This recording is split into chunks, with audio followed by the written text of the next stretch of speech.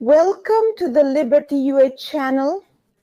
My name is Tatiana and our guest today is Denis Elisevich. Denis, welcome. Hello, Tatiana and viewers. I want to discuss the events in Ukraine with you, but sadly, there aren't any good or joyful ones right now. But we can be glad, for example, that the fire in Gaza has stopped. Can you clarify if that's true? Has there actually been a full ceasefire? Because it's being said that Israel and Hamas have agreed on the first phase, specifically about a ceasefire.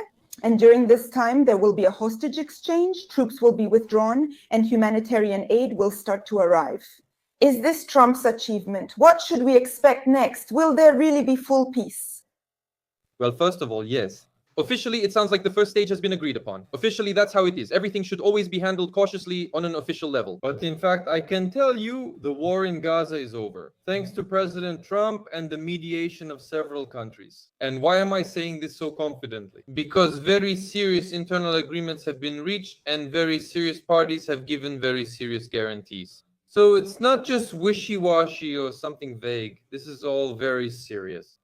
They are officially hedging their bets. Well, of course, that's always the case. Because you can only say something officially when it has actually happened. For example, when the hostages have been freed. Right now, they're being taken out of the underground in Gaza so that, as far as I know, they can even be delivered over the weekend to hand them over to their countries.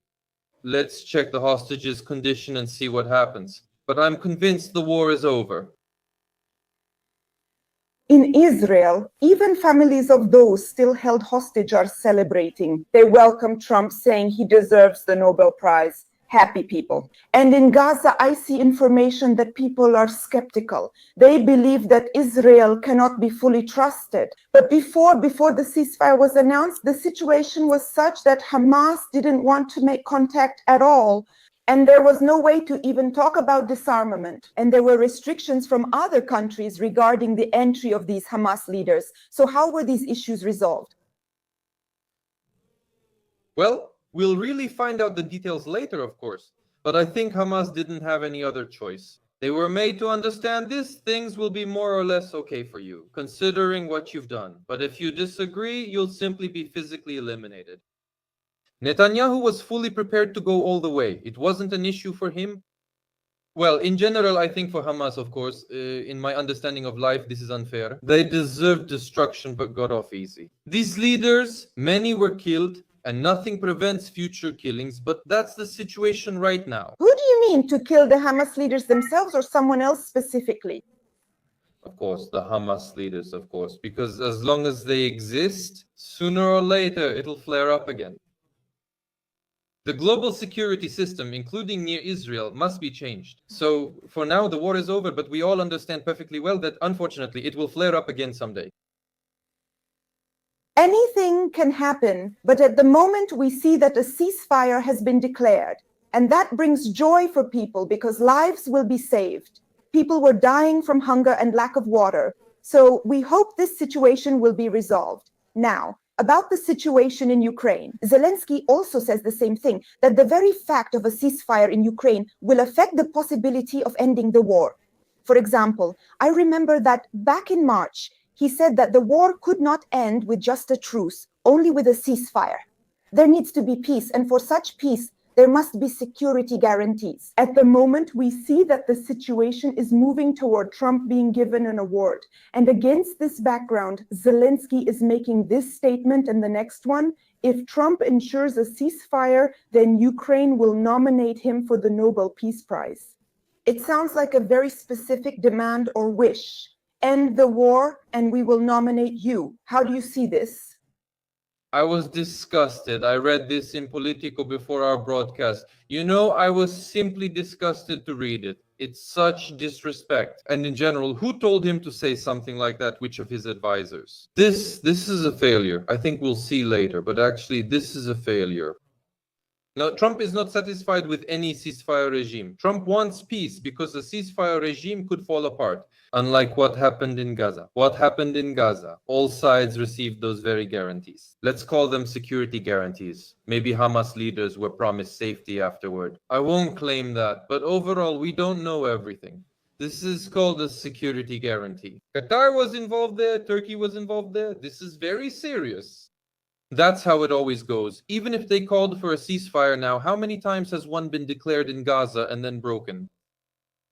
But there, we're dealing with Putin in Ukraine. That's why Trump wants an immediate comprehensive peace. And Zelensky wants a ceasefire because that's what he personally needs. And this statement that Trump, let's have a ceasefire, will nominate you for the Nobel Prize. But if there is no ceasefire, then we won't nominate him for the Nobel Prize. So does nothing else Trump did matter now?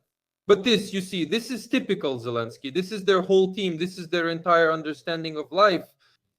I'll tell you honestly, I was horrified to discover today on the Polymarket platform, it accepts bets on various events with cryptocurrency and is seen as a reputable and illustrative, offering many predictions. Yulia Navalnaya is more likely than Trump to win the Nobel Prize. The world has gone mad. Who is Yulia Navalnaya? What has she done in her life? What has she done for the world? And compare her to President Trump. It just outrages me. I would like him to get this award, but I'm sure they won't give it to him. Who do you think they'll give it to? Yulia Navalnaya? No, she won't get it either, but Trump won't either. She won't get it either, but Trump too. I'm sure, you see, that's how this organization works. It's about the same as the United Nations. When they turned off the elevator for Trump and his wife almost fell when they turned off Trump's teleprompter and everything else. I know how this works. There were divided opinions in Ukraine. So Zelensky said that Trump needs to fulfill this condition, so to speak. Well, let's call it fulfill this request. Then Ukraine will be ready to nominate him. Recently, a bill was passed in the Verkhovna Rada of Ukraine, and there they voted to nominate Trump. The bill lacked enough votes and was closed due to lack of deputy support. So this is Trump's second attempt to supposedly be worthy of this award in the eyes of Ukrainians. Although most Ukrainians themselves note that Trump has done too much for the war to end. But yesterday there was a statement, unfortunately, I can't recall if it was me, but it was said that the impulse Trump gave in Alaska has already been stopped, extinguished. What do you think? Is this impulse gone or is it still there? Well, that was thrown into the press by the American side. I think the Russians said today that, in fact, nothing has been extinguished. I'll tell you what I know. The meeting in Alaska wasn't for show. There was a concrete conversation in Alaska. Specific proposals were put on the table. And the American side, well, they're engaged in diplomacy, including this kind, sending signals through social media, including things like those Tomahawks that everyone is buzzing about right now. Today, I think, who spoke today? Voles, I think, said that America possesses super powerful weapons and kind of, if you push us, we can transfer it. Well, I'm not quoting exactly, but like, we can give it to Ukraine. That's the whole thing. So that's how you have to deal with Putin, it turns out. Putin, even the Hamas terrorists, it turns out, are easier to negotiate with than Putin and Zelensky.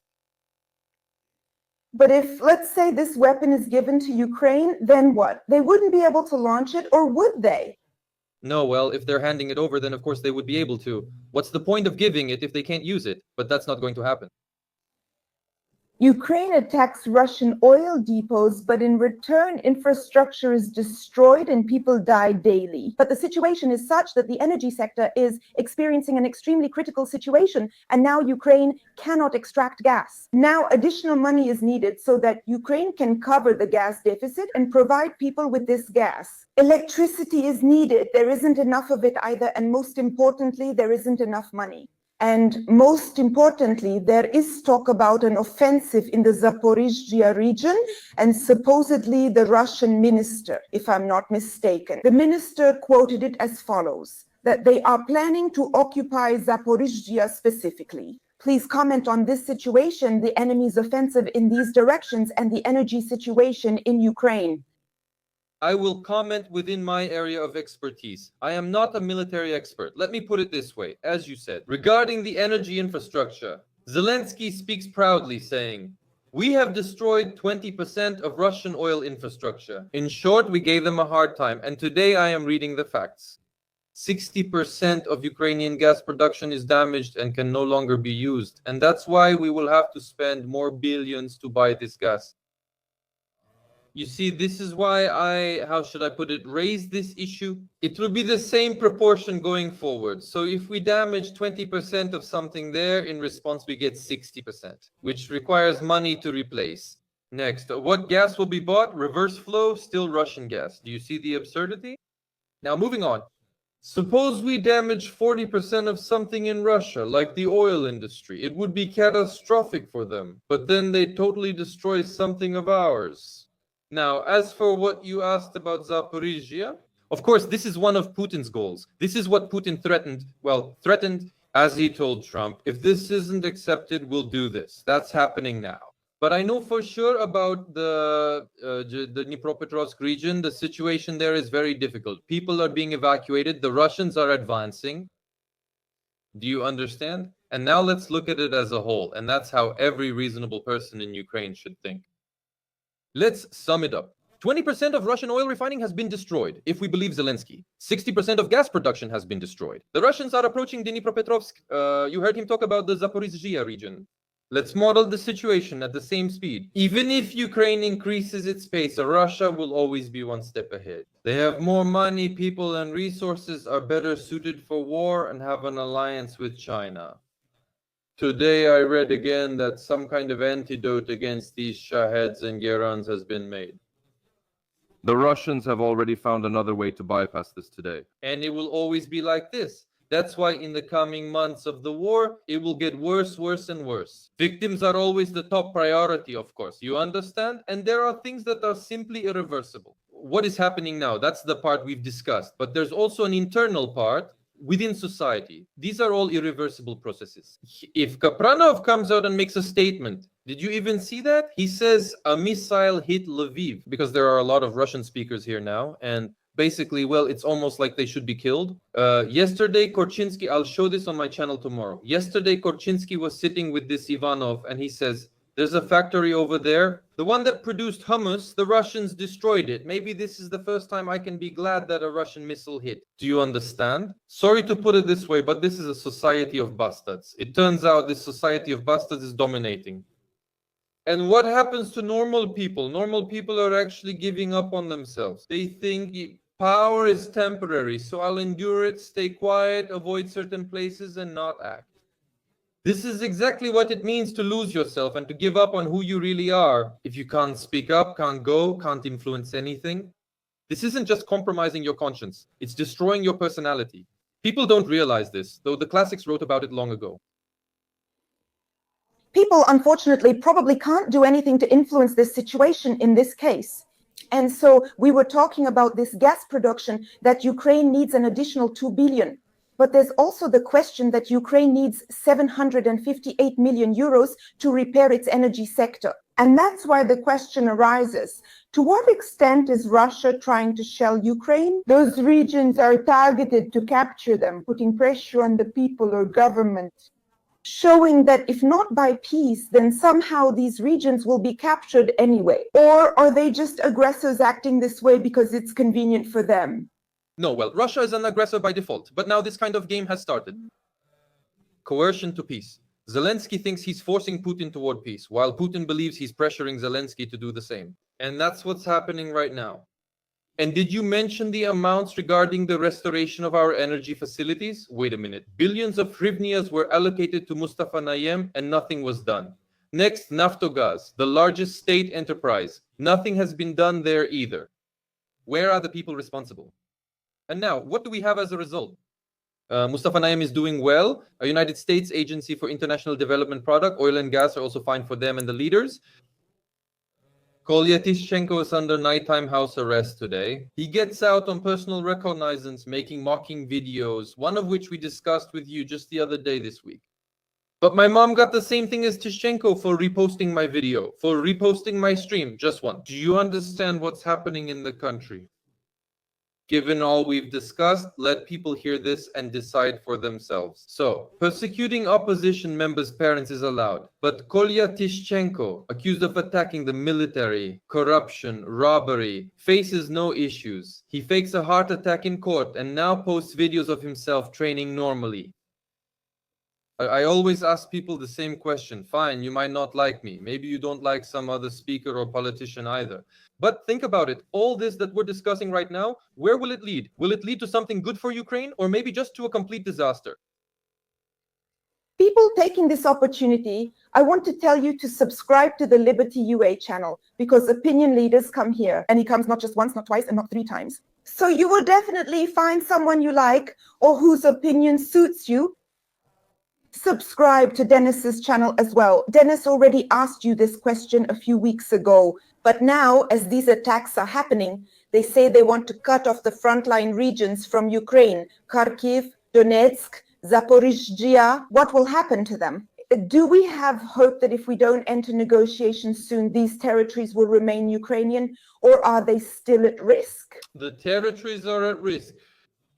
And even if we don't assume that Putin will manage to occupy them, which is actually a very difficult task, he can still seriously shake up people's nerves, damage infrastructure, and so on. You understand? That's why, of course, everything is in danger. Of course, everything is in danger. As long as America supports us, this won't happen. But if America gets tired and withdraws, the front will collapse. You've asked me many times in our last maybe 8 broadcasts, you've always asked me about the Europeans. So where are the Europeans? Our channel polled viewers and people kept saying, the Europeans will help. They walked around the streets. Where are the Europeans? October 9th, where are the Europeans? They're absent. No statements from them now. That's it. Today, for example, Stubb. The president of Finland, Stubb, came to see Trump. They will discuss Ukraine there. Well, let's see what he says. He is Europe's most sensible politician. You asked the question, maybe people did, or maybe not to me, but you asked, where are the Naftogaz ministers now and where are the Europeans? Just today, representatives of Ukraine in the energy sector are meeting with Europeans so that they can provide additional funds, because Ukraine needs 2 billion, but where to get them from is still unclear. So these appear to be tranches, but are they loans? These aren't just funds given to Ukraine, they're loans that must be repaid. So the question is, yes, the Europeans will help, but that's a very broad concept. How will they help? It's not clear. But we see that Zelensky is proposing a course toward the European Union. He says that it's possible, even if the European Union blocks this process, Europe will look for a way. And Sijarto responded to Zelensky's words in his own way. He says that he thinks the president of Ukraine has completely lost touch with reality. What do you think about this? Yes, he lost touch with reality a long time ago. He lost touch with reality several years ago when I announced it, and after that, this process is irreversible. And there's a lot more ahead. Zelensky has many plans. Nothing good. So you think it could get even worse than it is now? Of course. I say this every month. Next, the situation in society, the military, and elsewhere will worsen. There won't be a turning point, even though people expect one. Things have leveled out and we have chances now. Neither side can win militarily, but it's especially unlikely for Ukraine. Based on objective factors. So what? Will they give Tomahawks? Picture this, they gave them Tomahawks. We've talked about it. So we strike energy sites or maybe Moscow a few times. Then what? Nothing.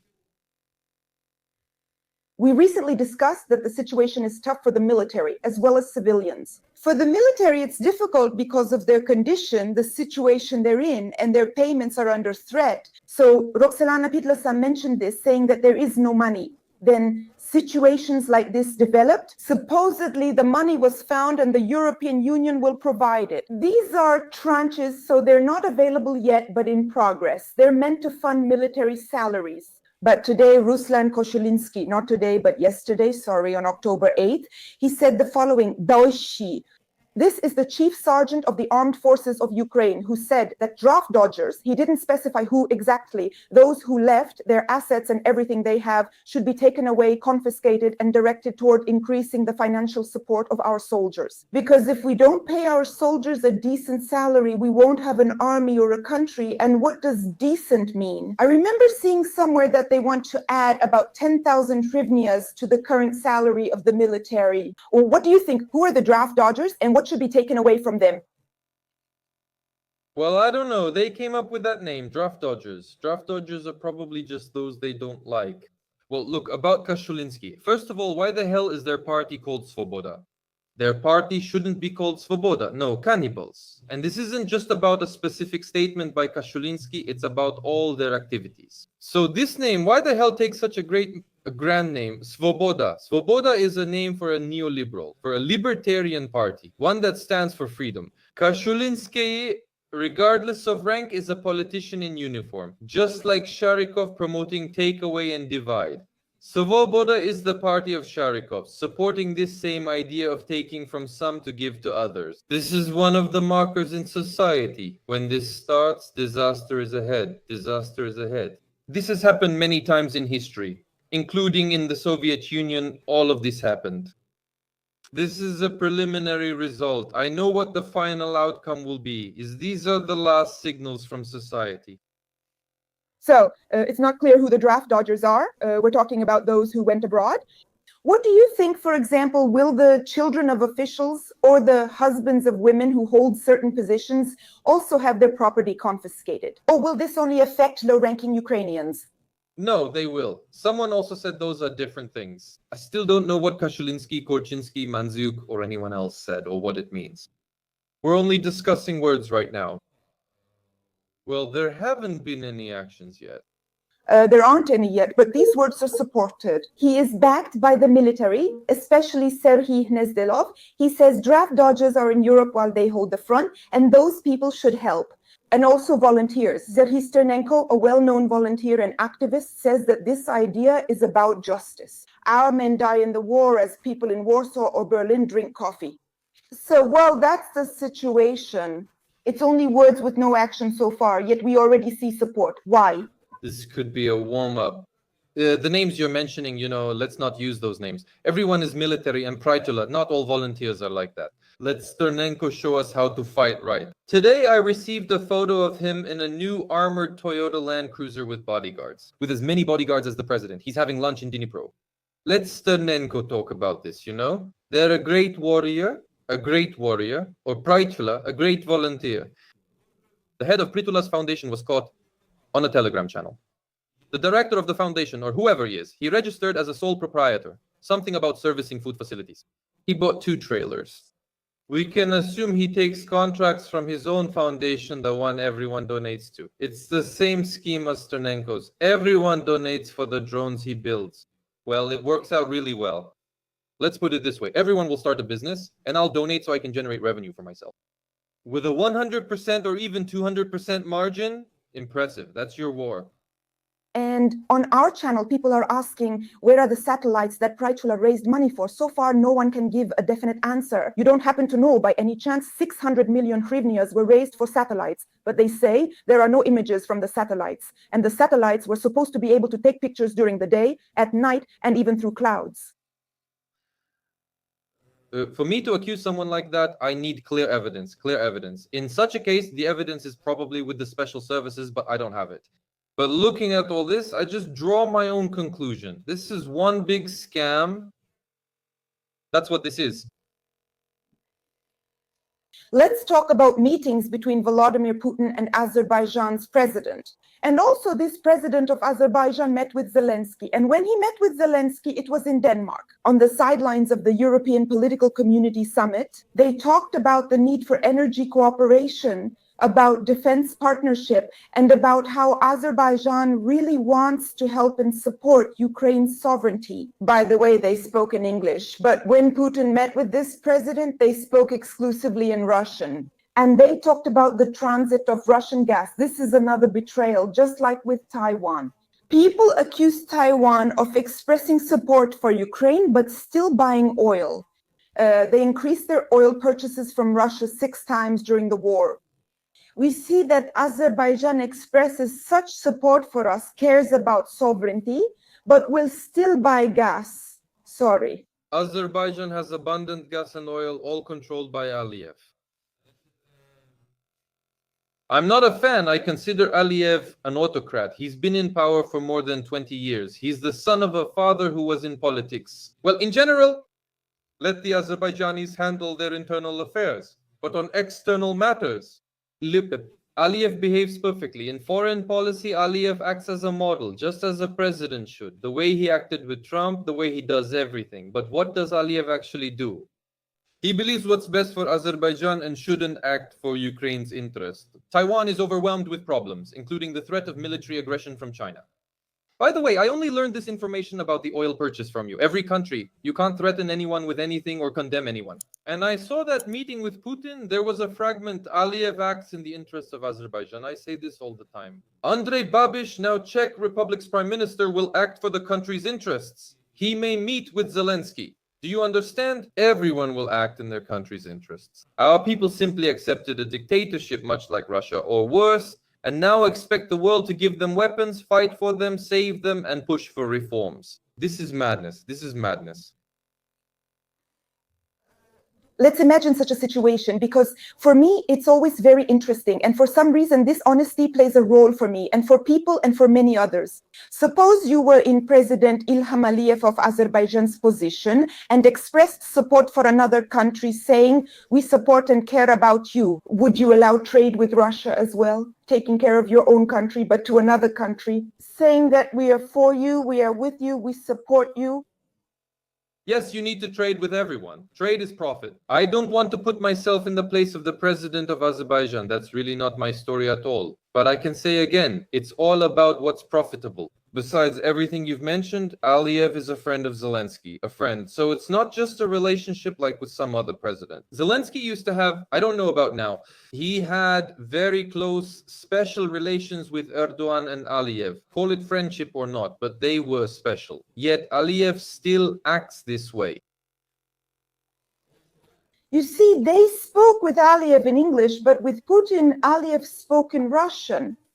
If they're close friends, they use a non-native language to communicate. Yeah, I don't believe that they speak in English.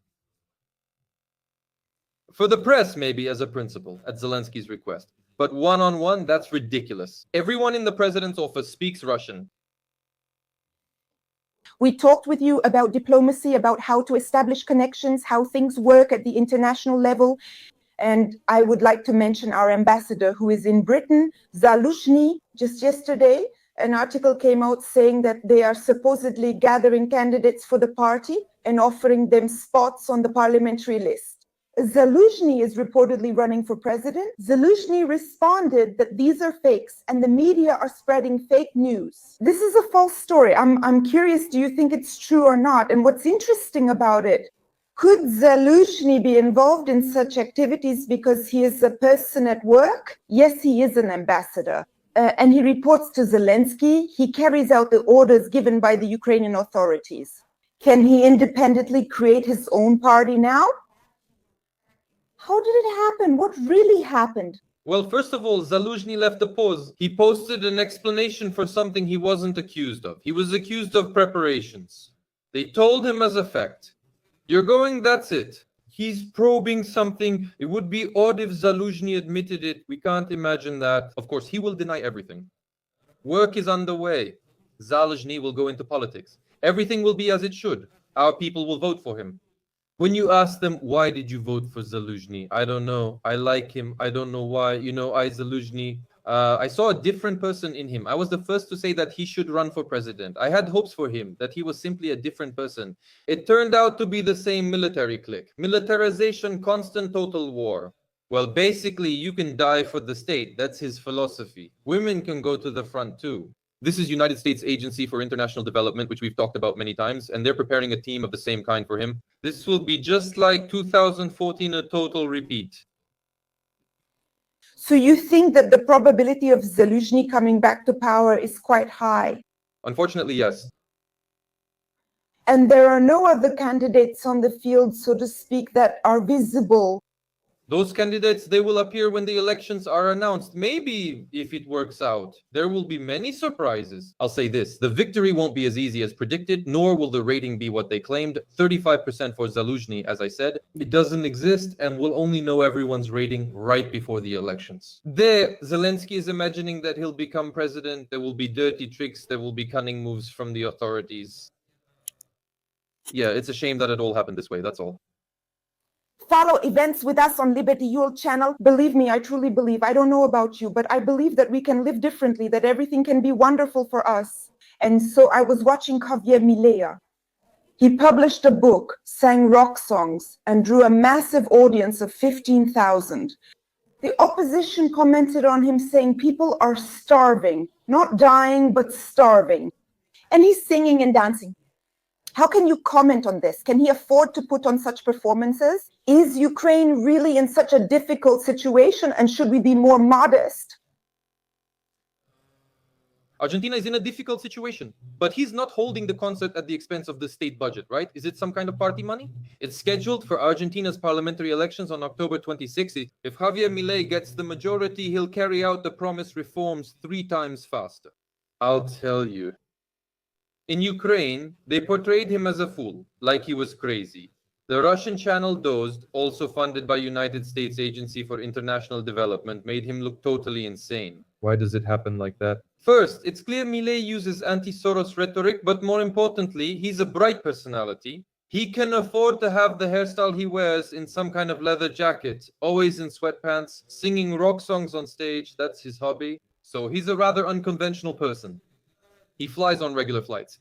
There's something off about him. He's kind of suspicious. Too flashy, way too flashy. But for us, we need someone like General Zaluzhny. We need General Zaluzhny, a very predictable person, someone everyone understands. But someone like Javier Milei, who's flashy himself, who proposes and implements flashy reforms. Communists generally oppose this. In Argentina, leftists and communists are against him. And in Ukraine, as a post-communist society, people don't like it either. Apparently, all this misery hasn't taught anyone anything. Let's try to hold on to hope somehow. I really want everyone to hope, to believe, and for it to be true. People will do anything to live better. If there's no hope left, I'll go on air to say so honestly. In my life, I don't deal with hopeless things. If I'm doing this, it means that I, just like you, believe in it. Moreover, I know how to do it. Furthermore, I believe it's possible. I just want to say one thing. Everything depends on people. Regardless of what anyone says or where they sit, nothing is decided. Yes, a lot was decided, and indeed things were kind of unfair there. But people still invest money in elections. They have invested and will continue to invest huge amounts. Why? Because in reality, everything depends on you, deep down. When people want Javier Milei, someone like him will become Ukraine's president. If there's demand for Zaluzhny, then Zaluzhny will become president. That's how it works. Do you want change inside? If yes, cast aside all doubts, all ratings, everything, and choose the candidate who offers you that. That's how it works. Ratings deceive. I agree. And recall this golden phrase, demand creates supply. We're excited to introduce the idea of opinion leaders. Please like, comment, and subscribe to Dennis's channel. Thank you very much for being with us. Until next time, see you. Thank you.